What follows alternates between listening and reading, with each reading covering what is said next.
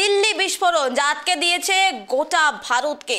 এরই মাঝে এনআইএ তদন্তে নেমেছে এবং একের পর এক চিকিৎসকের নাম উঠে আসে। গ্রেফতার হয়েছেন 4 জন চিকিৎসক এবং আটক কিন্তু করা হয়েছে আরো বেশ কিছু চিকিৎসককে। এরই মাঝে বাংলার যেন কথা উঠে এলো, ডালখোলা থানার ঘটনা, যেখানে বাংলার এক চিকিৎসক তাকে আটক করা হয়েছে বলে জানা যাচ্ছে। তবে তার আগে আমরা দেখবো একবার দিল্লি লালকেল্লা বিস্ফোরণে যে ধৃত 12 জন সন্ত্রাস, তাদের মধ্যে 6 জন চিকিৎসক রয়েছেন। তাদের এক এক করে আপনাদের টেক্সপ্লেটের মাধ্যমে নাম তুলে ধরছি। ডক্টর মুজামিল শাকির রয়েছেন, ডক্টর আদিল আহমেদ রয়েছেন। আদিল আহমেদের কথা যদি বলি, বয়স তার 38, কাজিগুন্ডুতে তিনি জন্মগ্রহণ করেন। যে অভিযোগ রয়েছে হুমকিমূলক জয়সী পোস্টার সেটি পোস্ট করা হয়েছে, সেখানে কিন্তু তার অভিযুক্ত হওয়ার কিন্তু খবর উঠে আসছে। আমরা নজর রাখছি দিল্লি লালকেল্লা বিস্ফোরণের দিকে, যেখানে চিকিৎসকদের নাম উঠে আসছে। সেই চিকিৎসকদের একে একে কিন্তু আমরা পরিচয় আপনাদের সামনে তুলে ধরছি। ডক্টর আদিল আহমেদ, তার কথাও কিন্তু উঠে আসছে, তিনি চিকিৎসক ছিলেন এবং হুমকিমূলক জয়সী পোস্টার পোস্ট করা হয়েছে সেই অভিযোগ কিন্তু তার বিরুদ্ধে উঠে আসছে। আমরা দেখাচ্ছি আপনাদের দিল্লি লালকেল্লার বিস্ফোরণের দৃশ্য। বিস্ফোরণের পর যে চিকিৎসকদের গ্রেফতার করা হয় তাদের কথা তুলে ধরছি। ডক্টর সাজাদ আহমেদ, বয়স তার 32, জন্ম পুলওয়ামাতে তার জন্ম। অভিযোগ তার বিরুদ্ধে ডাক্তার উমরের বন্ধু ছিলেন এবং পুলওয়ামা ভিত্তিক মাইলের সাথে তার সংযোগ ছিল, মিউলের সঙ্গে তার সংযোগ ছিল, এমনটা কিন্তু অভিযোগ করা হচ্ছে। অর্থাৎ ডক্টর উমর যিনি মারা গেছেন সেই বিস্ফোরণে তার বন্ধু ছিলেন, এমনটা কিন্তু জানা যাচ্ছে। ডক্টর পারভেন আনসারি, বয়স 41 বছর, জন্ম লখনৌতে। যেটি অভিযোগ উঠছে তার বিরুদ্ধে, মডিউল সম্পর্কিত ফোন এবং নথি উদ্ধার হয়েছে তার বিরুদ্ধে। ডক্টর পারভেন আনসারি, তার বিরুদ্ধেও কিন্তু অভিযোগ উঠে আসে। দিল্লি লালকেল্লার ঘটনা, ডক্টর তাজমুল আহমেদ মালিক, বয়স তার এই মুহূর্তে জানা যাচ্ছে না, তবে জন্ম তার কুলগাম থেকে। এবং ডক্টর শাহিন শাহিদ, 45 বছর বয়স তার, জন্ম লখনৌতে।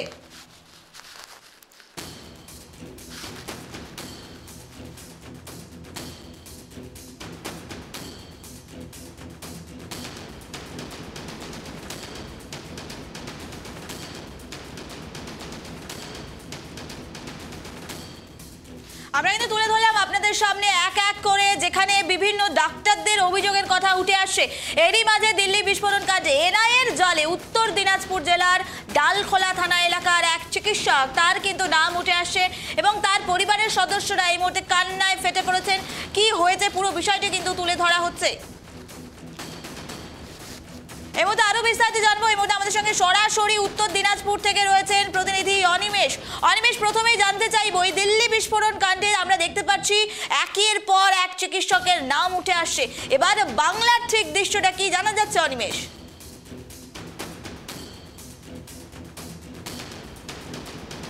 দেখো নিবেদিতা, আমরা এখন রয়েছি উত্তর দিনাজপুরের সূর্যাপুর এবং ডালখোলা থানার যে কুনাল গ্রাম রয়েছে সেই গ্রামে, যার বিরুদ্ধে অভিযোগ বা এনআইএ তুলে নিয়ে গেছে যে জান্নিসার আলম, যে একজন ডাক্তার, সেখানে সে এই গ্রামে তার জন্ম ছিল এবং প্রায় 40 বছর এখান থেকে তার পরিবার নিয়ে চলে যায় দিল্লির আর যে ধুলিয়ান যে জায়গা রয়েছে সেখানে তারা বাড়ি করে এবং তার বাবা কোয়ার ডাক্তার নামে পরিচিত। এবং পাশাপাশি এই জান্নিসার আলম একজন ডাক্তার এবং যে ব্যাসে পাশ করেছে 2024 সালে ডাক্তারি পাশ করে এবং আলফা ইউনিভার্সিটি থেকে। সেই সূত্র ধরে যে 4 জনকে ডাক্তারকে যে আটক করেছে এনআইএ, তারপরে কিন্তু এর নাম উঠে আসে। তারপরে কিন্তু যে ধুলিয়ানে তার বাড়িতে যায় এনআইএ টিম এবং সমস্ত বাড়ি তল্লাশি করে এবং তার বাবার সঙ্গে কথা বলে কিন্তু জানতে পারে ছেলে যখন বাড়িতে থাকে না তখনই বলে যে গ্রামের বাড়িতে গিয়েছে। কেন গিয়েছে? তার বোনের বিয়ে কয়েকদিন পরে, তাই তার গ্রামের বাড়িতে এসেছেন। সেই সূত্র ধরে এবং মোবাইলের নাম্বার ট্র্যাক করে গতকাল সকাল 8টার সময় যখন জিম করতে যায়, সেই সময় যে সূর্যাপুর যে বাজার রয়েছে সেখান থেকে তাকে কিন্তু আটক করে এনআইএ এবং তাকে আটক করে তদন্ত করার জন্য বা জিজ্ঞাসাবাদ করার জন্য কিন্তু নিয়ে চলে যায় শিলিগুড়ি যে এনআইএর অফিস রয়েছে, সেখানে তাকে নিয়ে গিয়ে জিজ্ঞাসা করা হবে, এমনই কিন্তু দাবি করেছেন পরিবারের সদস্যরা। এবং তুমি দেখতেই পাচ্ছ যে পরিবারের সদস্যরা কিন্তু কান্নায় ভেঙে পড়েছে। তারা বলছে যে এরকম কোনো দিল্লির বিস্ফোরণ কাণ্ডে কোনো যোগ থাকতে পারে না, কারণ তারা যে ধুলিয়ানে যে ওষুধের দোকান রয়েছে, তার বাবা কোয়ার্ক ডাক্তার, সেখানেই তারা বাস করেন এবং সেদিক থেকে কোনো এরকম যোগ থাকতে পারে না বলে দাবি করছেন পরিবারের সদস্যরা। এবং একেবারে এই গ্রাম জুড়ে কিন্তু একেবারে কান্নার রোল এবং যে কান্নায় ভেঙে পড়ছে এলাকার বাসিন্দারা। পাশাপাশি আরেকটা কথা বলতে পারি, আমরা কথা বলবো এখানকার যে জার্নালিস্টের যে আত্মীয় রয়েছে তার সঙ্গে আমরা কথা বলার চেষ্টা করছি এবং একটু সময় লাগবে। তুমি দেখতে পাচ্ছ এই গ্রাম দিয়েই আমরা হাঁটছি। তিনি কি জানাচ্ছেন তার কাছ থেকে আরও কিছু বিশেষ তথ্য পাওয়া যায় কিনা সেটাই আমরা তুলে ধরার চেষ্টা করছি। বলছি যে জার্নালিস্ট আলমকে যে এনে তুলে নিয়ে গেছে, ওর বাবা কি করতো ওখানে ধুলিয়ানে, একটু ডিটেলস বলেন। ও প্র্যাকটিস করে কক ডাক্তার, ও 40 বছর থেকে আছে ওখানে।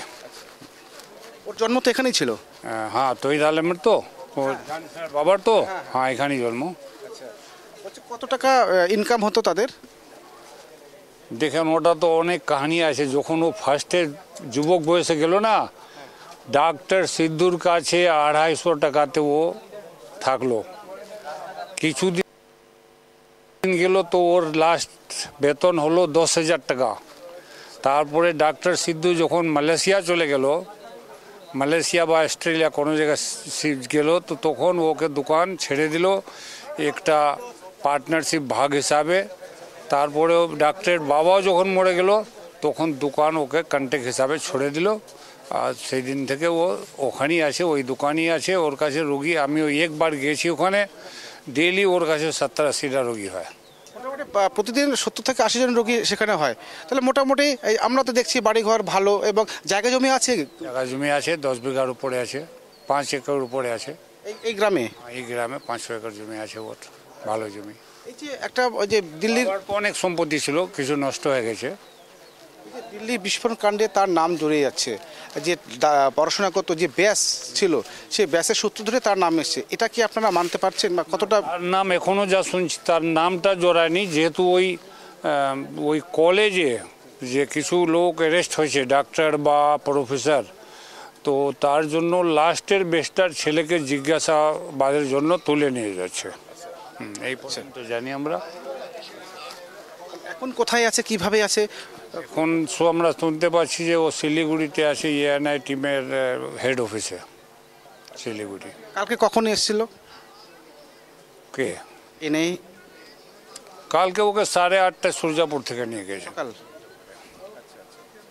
তো তাদের সঙ্গে যোগাযোগ বা এখানে থানা বা কেউ যোগাযোগ কোনো খবর দেয়নি। খবর পেলাম MLA-র থ্রু। আর যাওয়ার সময় ওই ছেলেটাই ফোন করলো আমার ছেলেকে যে আমাকে শিলিগুড়ি নিয়ে যাচ্ছে তদন্তকারী টিম। তারপরে জানতে পেরেছি। কোন আমি সরি নিবেদিতা, তুমি বুঝতে পারলে তার কাকার সঙ্গে আমরা কথা বললাম, কতদিন থেকে এখানে ছিল, তাদের কি ইনকাম, তার যে বাবা কোয়ার্ক ডাক্তারি করে সেখানে তার পার ডে কতগুলো রোগী হয় এবং আর্থিকভাবে কতটা সচ্ছল, সমস্তই কিন্তু বিবরণ দিলেন তার জার্নালিস্ট আলম, যে ডাক্তার যে এখন যে আটক হয়েছে, এনআইয়ের হাতে রয়েছে, তার কাকা সমস্ত বিবরণ দিলেন।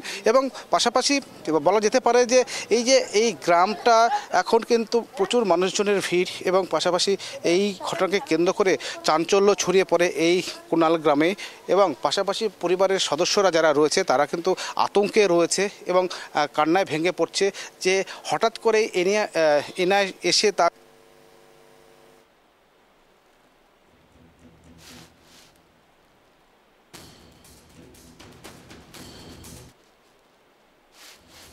বেশ, ধন্যবাদ অনিমেষ আমাদের সঙ্গে থাকার জন্য। যে খবরের দিকে আমরা নজর রাখছি, এনআইএর জালে ফের এক চিকিৎসক এবার উঠে এলো উত্তর দিনাজপুর থেকে, যেখানে জানা যাচ্ছে আলফাল্লাহ বিশ্ববিদ্যালয়ে উত্তর দিনাজপুরের এক যুবক, সেও পড়াশোনা করত এবং 2024 সালে MBBS পাশ করে আলফাল্লাহ বিশ্ববিদ্যালয় থেকে। সেই আলফাল্লাহ বিশ্ববিদ্যালয় যাকে কেন্দ্র করেই এই বিস্ফোরণ কাণ্ড, অর্থাৎ দিল্লির বিস্ফোরণ কাণ্ড পরিণত হয়েছে, এমনটাই কিন্তু আমরা সূত্র মারফত জানতে পারছি।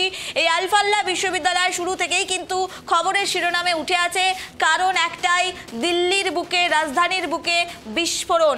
সেই বিস্ফোরণ কিন্তু আমরা ভয়াবহ বিস্ফোরণ সোমবার সাক্ষী থাকলো গোটা ভারতবর্ষ, যখন লাল কেলার সামনে, চাঁদনি চক মেট্রো স্টেশনের সামনে ঠিক সন্ধ্যাবেলায় যে বিস্ফোরণ ঘটে, সেই বিস্ফোরণে কিন্তু প্রাণ হারিয়েছেন উমার আবদুল্লাহ, এবং তিনি কিন্তু গাড়ির চালক ছিলেন। এবং যে গাড়ির কথা বারংবার উঠে আসে, যে গাড়িতে এই বিস্ফোরণ ঘটানো হয়, সেই বিস্ফোরণ কিন্তু দীর্ঘদিন সেই গাড়ি কিন্তু আলফাল্লা বিশ্ববিদ্যালয় ছিল, এমনটাই কিন্তু আমরা সূত্রের মারফত জানতে পারছি।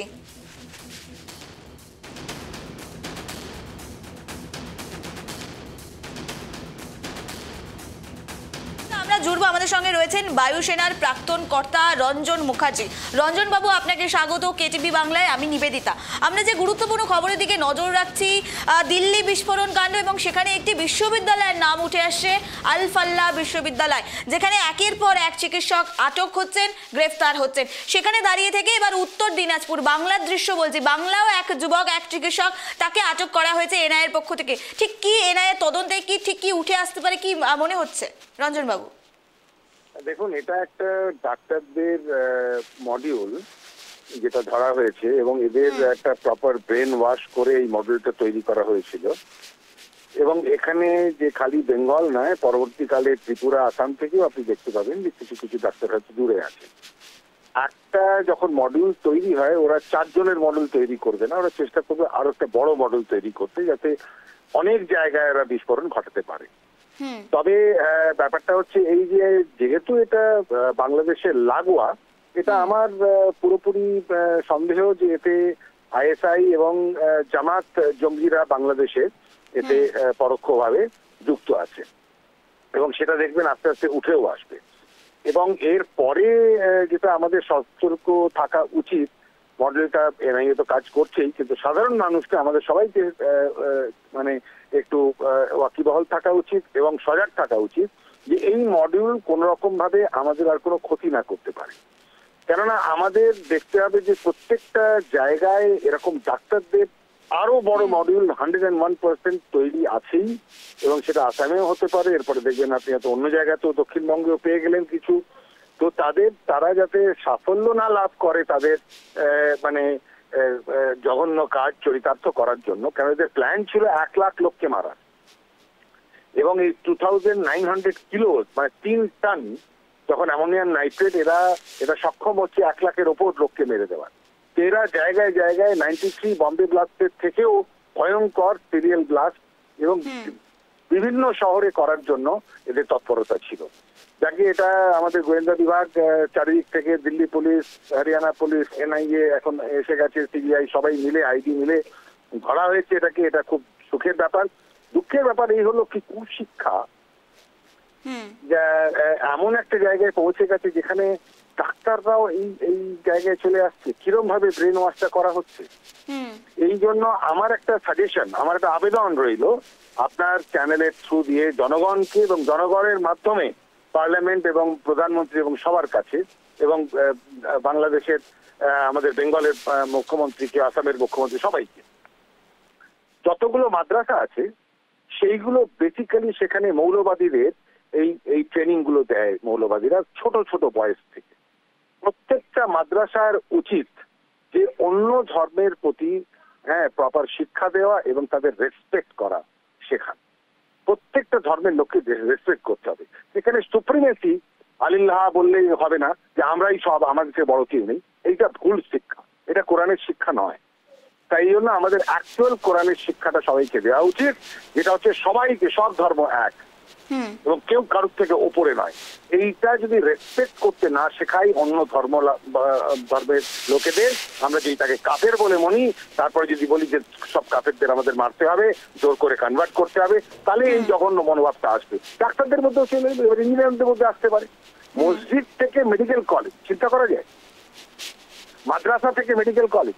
তো এই আমার বক্তব্য আপনার চ্যানেলের মাধ্যমে সবাইকে, যে এই জঘন্য কাজটাকে পরবর্তীকালে রোকার জন্য কি করতে হবে, যাতে এরকম লোক আর না আসে এই ধরনের জঘন্য কাজে, তারা যাতে লিপ্ত না হয় এরকম কুকীর্তিতে। তো এই জঙ্গি মনোভাব আসে থেকে লোয়ার লেভেল টিচিংস থেকে, মাদ্রাসার টিচিংস থেকে, সেইটা আমাদের আমূল পরিবর্তন করা দরকার।